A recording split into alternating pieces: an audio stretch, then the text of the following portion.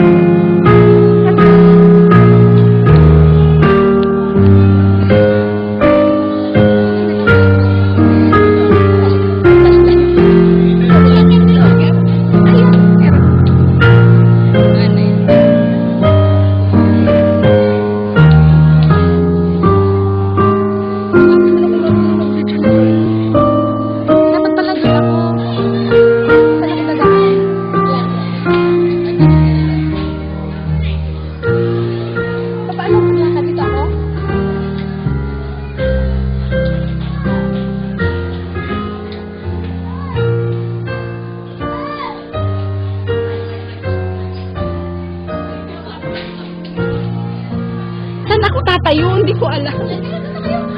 Sabi mo ha?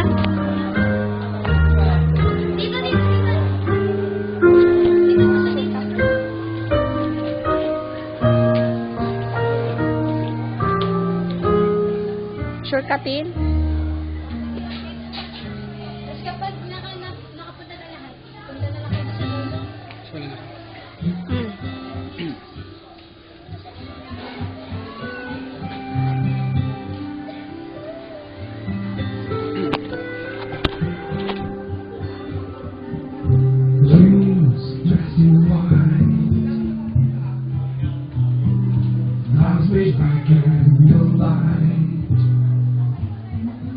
Hoping to find out what true love is all about.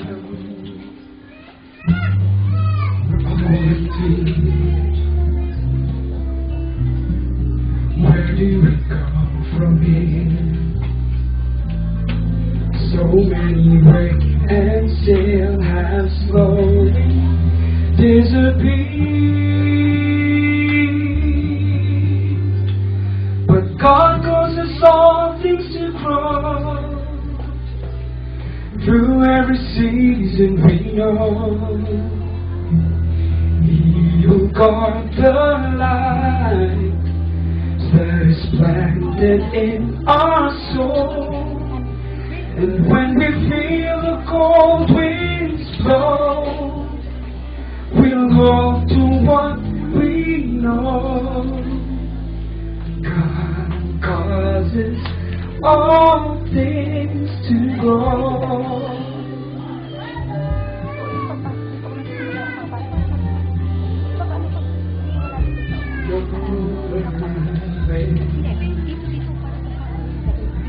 My weakness has been unveiled,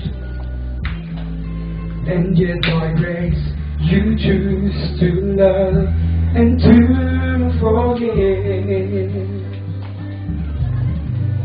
So come what may,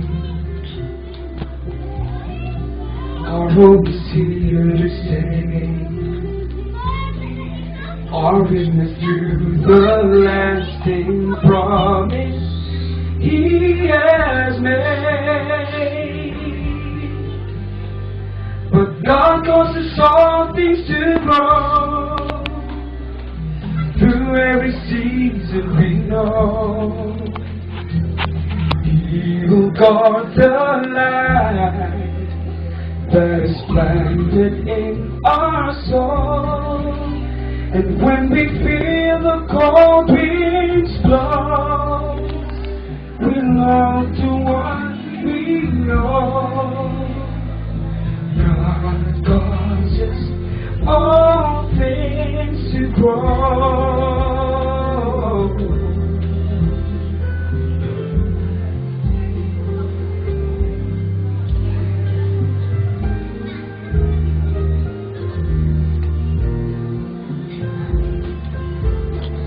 Kakangalay pala to.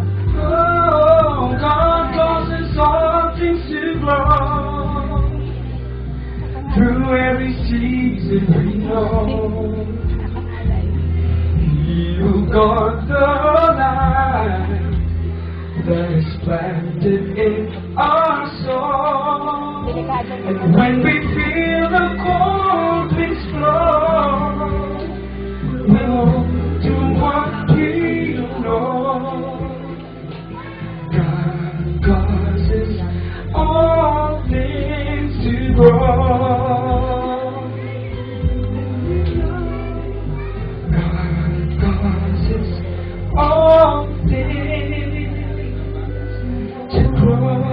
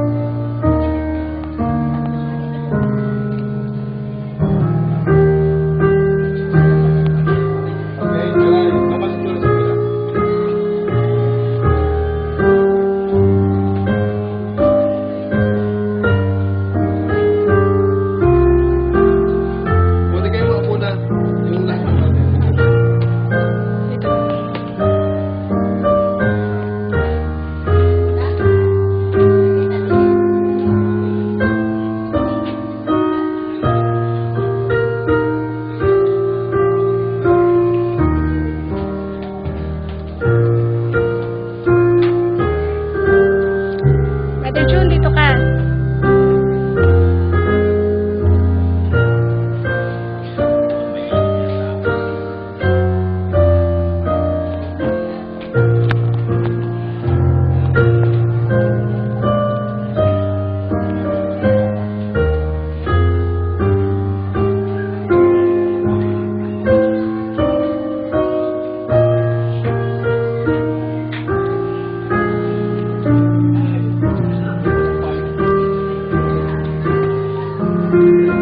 Ang ganda na Sister Lele.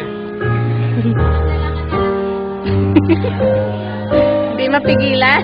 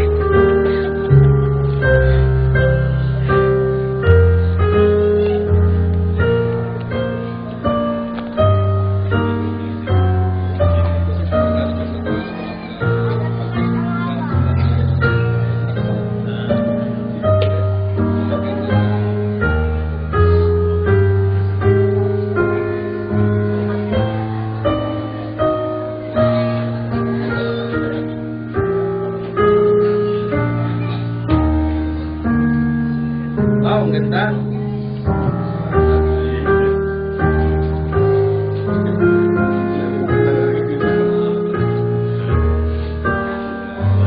Dandan. Ganda ha.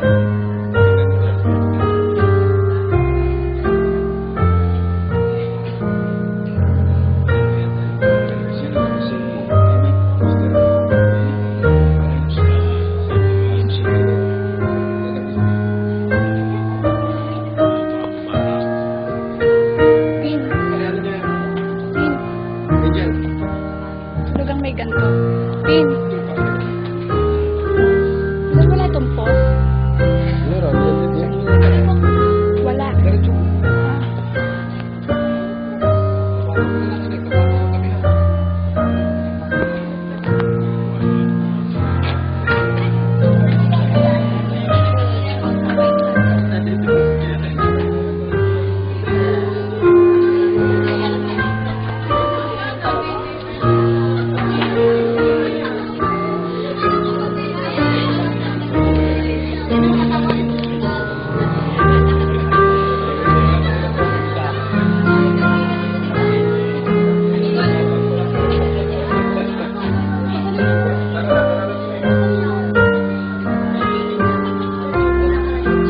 Ay, naku.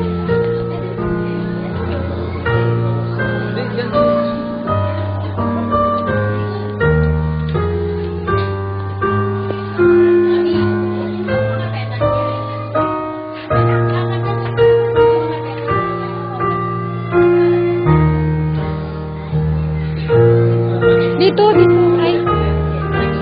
Ayan. Dito, dito mo lagay. Dito mo lagay. Dito.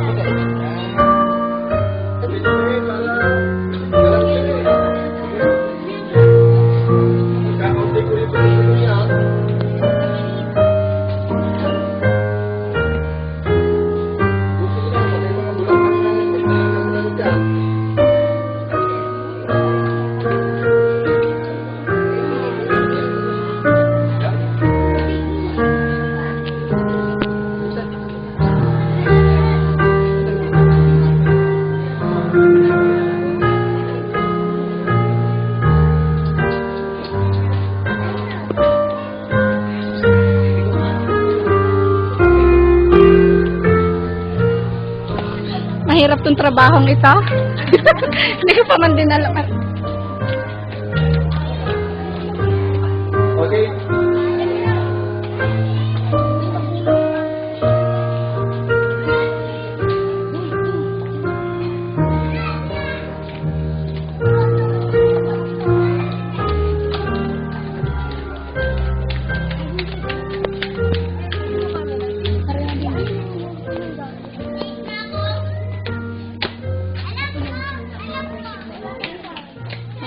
Dapat na. Okay, hiniling po natin at kayo tumayo upang magbigay pugay sa babae ating pumupuntasan. Gabi!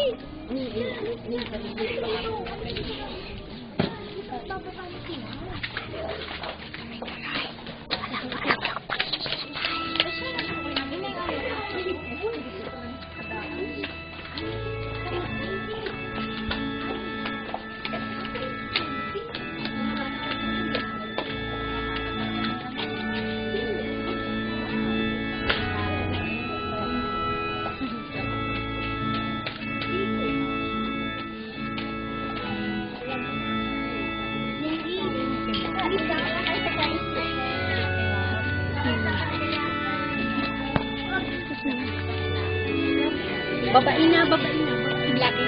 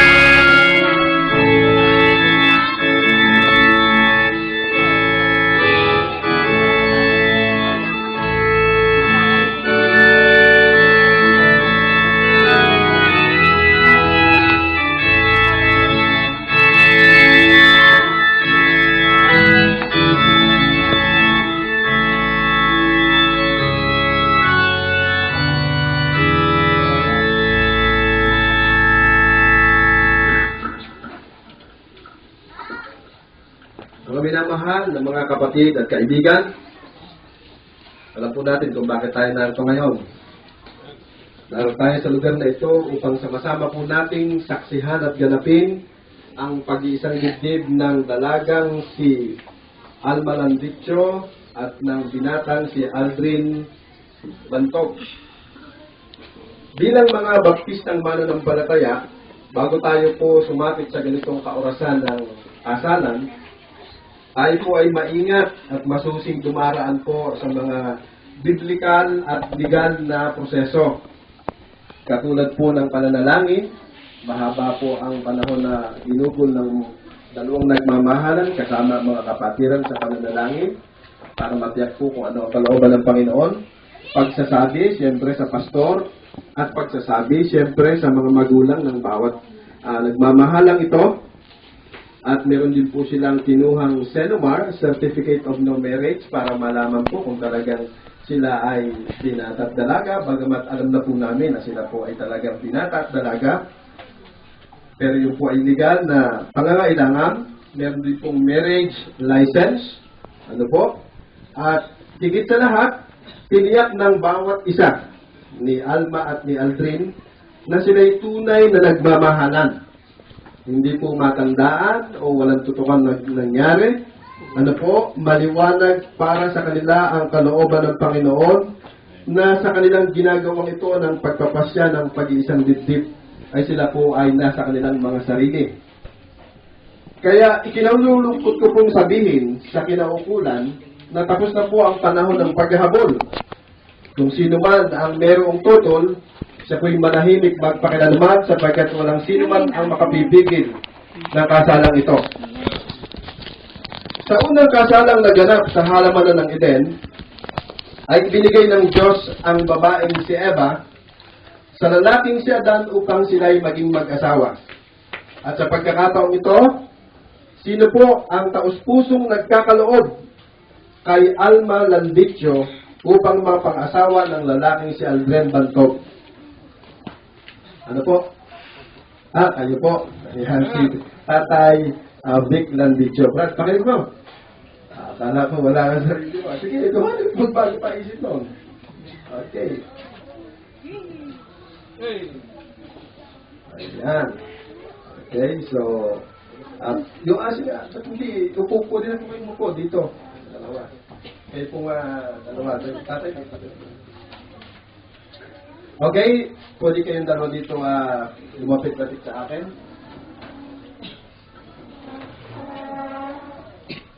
Nais ko pong magbasa ng ilang mga talataan mula po sa kasulatan, banal na kasulatan na may kinalaman po sa ating pong selebrasyong ito. At sinabi ng Panginoong Diyos, hindi mabuti na ang lalaki ay mag-isa. Siya ay ilalalang po ng isang katulong niya, sa English po ay helpmate. At hinulugan ng Panginoong Diyos ng di kawasang himbing ang lalaki at siya inatulog. At kinuha ang isa sa kanyang mga tadyang at pinapaghilom ang dak niyaon. At ito'y dinala niya sa lalaki, kaya't iiwan ng lalaki ang kanyang ama at ina at makikipisan sa kanyang asawa at sila'y magiging isang laman. Pagpalainawa ng Diyos ang kanyang mga salita, manalangin po muna tayo. Tayo pumikit at tayo tumuho. Banal na Diyos na makapangyarihan sa lahat, naririto po kami ngayon sa kaganapan po sa kaurasan ng pagsasagawa po, seremonya ng kasal ng dalawang nilalang po ninyo na hindi lang ninyo mga nilalang kundi mga anak po ninyo, si Brother Aldrin Bantog at Sister Alma Landicho. Napakadakila ng kanila pong layunin na gumalang sa inyo pong itinakdang kasal bago po sila magsama. Panginoon, basbasan niyo po ang okasyong ito ngayong umagang ito at patuloy niyo pong biyayaan ng patuloy na kagalakan ang bawat isa sa aming mga puso. Bendisyonan po ninyo at tunay na kayo ang aming kinikilalang nagbabasbas sa aming pong selebrasyong ito. Pagpalain niyo po ang kabuuan at kahalat-lahatan hanggang sa matapos ang isinasagawa po namin ayon sa inyong kalooban na kasalan. Ito po ang aming samot dalangin sa dakilang pangalan ng Panginoong Jesus. Amen. Kaya tayo po lahat ay maupo at hinihiling ko po itong dalawa na umupo muna sa gilid at kaya dalawa kumain na. Maigi naman. Ano? Kasi ito pong aking kaunting paliwanag, mga, ano po ito, mga 10 minutes and 3 hours. Baka ho sila mahilo. So, pinaupo po natin sila. So, sa ating pong binasang mga talataan, ay makikita po natin na ang Diyos ang kompromotor. O siya ang author, siya po ang nagpasimula ng tinatawag na kasal. Ang kauna-unahang lalaki at babae ay kanya pong ikinasal bago po sila pinagsama. Ano po? So, sa makatuwid, ito pong ating ginagawang ito ay hindi sala. Ito po ay tama, kalooban at plano ng Diyos sa bawat binata at dalagang nagmamahalan na nagpaplanong magsama habang buhay. So, mali at kasalanan na ang sino ay magsama sa isang bubong na sila ay walang naganap munang kasalan. So, tama po ang ginagawa ng bawat isa sa atin, kaya tayo po ay may gabay at basbas ng Diyos at tayo po'y lumalakad sa kanyang plano, sa kanyang kalooban.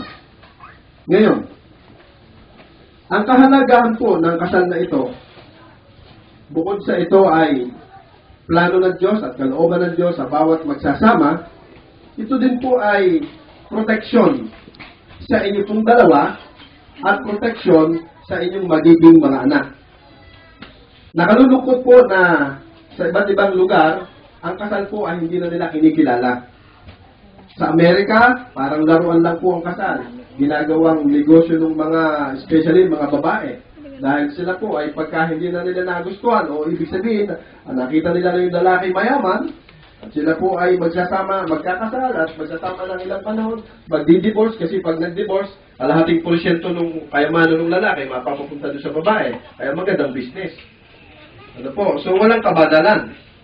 Dito naman sa atin, sa bansang Pilipinas, lalo na itong mga immoral natin ng mga kakilalang napapanood sa TV, hindi na rin nila kinikilala ang kasal. Sa kanila po, sama muna bago kasal. Yung pagsasama, trials and error. Mga 6 months, 1 taon, o 2 taon, o 3 taon, kahit magkaanak na, sila ay naroon pa rin sa tinatawag na reservation, hindi pa rin sila sure kung talagang magpapakasal sila, magsasama talaga. Kaya pagka nga naman sila, ay hindi nagkasundo, madaling maghiwalay kasi sa atin walang divorce. Kung magkakaroon naman ng dadaanin naman sa tinatawag na legal separation o sinasabing annulment, ay napakagastos at napakahabang panahon. Kaya naging wais itong mga Pilipino, ang ginagawa nila, nagsasama ng walang kasal. So, talo dun yung babae. Panalo dun yung lalaki. Okay? At talon-talo dun yung mga anak. So, hindi ganyan ang kalooban ng Panginoon sa isang magsasama na bubuo ng pamilya. Nakasananay kasi ang bawat sosyudad, ang bawat bayan, ang bawat bansa, ang bawat kaharian sa bawat pamilya. So pagka ang pamilya po ay wasak, anong klaseng meron ang barangay na yan, ang municipal na yan, ang probinsya na yan, o ang bansang yan?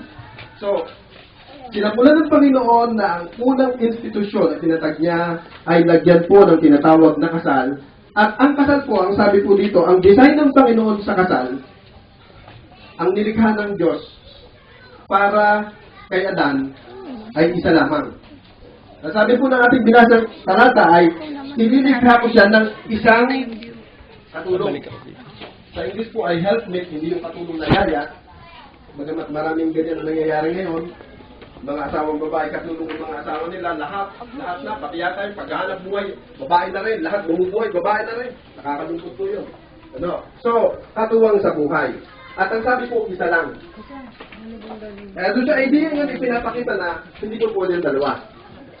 Bagamat ang pinangalan po ay Eva, ay hindi nangangahulugang Eva-Eva ang magiging asawa ng lalaki. Ano? So, Aldrin, si Alma lang. Pwedeng tumingin, pero huwag magnanasa at huwag magpaplano sa iba. Dahil tao lamang tayo, pero hindi nangangahulugan na tayo po ay babaling sa iba. Siya lamang ang iyong mamahalin. Siya lamang ang iyong paglalaanan ng lahat-lahat sa iyong buhay. At ganoon din si Alma kay Aldrin. So, nakakalungkot na Sirang-sira na po ang maraming pamilya, especially sa Amerika, dito sa ating lugar, at actually halos sa lahat ng lugar. Huwag nawang mangyari sa atin. Pinipilit ng dyablo na wasakin ang bawat pamilya. Pero sa atin po, ng mga baptistang mananampalataya, na pili po sa atin na ang pamilya ay napakahalaga at inuuna po natin at tinadaan po natin sa biblical at maging sa legal na proseso po yung kasalan kung bakit yung pag-aasawa, kaya meron po tayong tinatawag na kasalan ngayon. So, ang pundasyon ng pagsasama ay hindi pera. Kasi maraming mag-asawa ang nag-aaway at nagkakahiwalay to the extent na nagkakahiwalay dahil sa pera. So, ano ba ang iniisip niyong pundasyon ng inyong pagsasama? Pera o pagmamahalan? Siyempre, yung inyong pag-ibig sa isa. May pera o wala, kayo ay magpapatuloy sa pagsasama. Amen ba? Hindi magiging dahilan ang pera